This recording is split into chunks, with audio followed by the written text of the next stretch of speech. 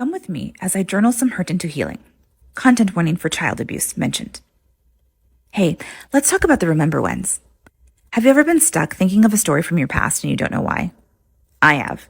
Often enough that when it happens, I call it getting a case of the remember whens. And I trust that my brain is trying to tell me something, and I listen.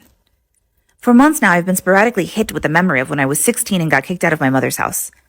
That day, my first, worst, most significant bully told me that I wasn't good enough to deserve a home and I needed to get out of hers.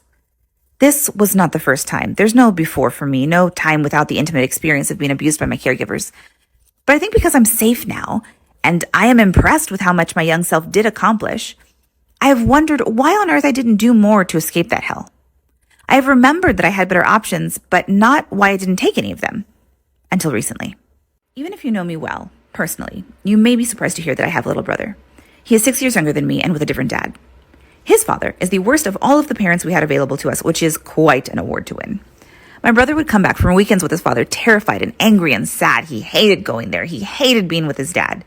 And even in my preteen years, when the bad had turned to horrible at home, I clocked that if my mother were ever investigated, she would have lost us both, and I could have gone lots of places, but my brother only would have gone to his dad's. I also could have stayed there, but just fought back more, except that I rightly feared her escalating behaviors, and that she'd either end up killing me or that without me to beat on, she'd turn to a smaller, more vulnerable punching bag. I had forgotten that I stayed as long as I did, as compliant as I did, so I could absorb as many of the blows as possible. And I didn't hold her accountable because it would have meant leaving him vulnerable.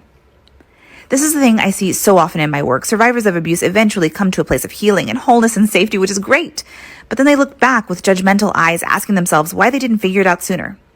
And to a person, I've never found a case where someone could have been stronger sooner but just didn't. There's always a piece they forgot or forgot to give themselves credit for.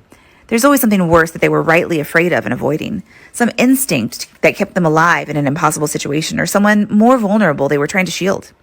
There's never been a single story where the case was, you just wasted your time, you just didn't take an opportunity, you just suck.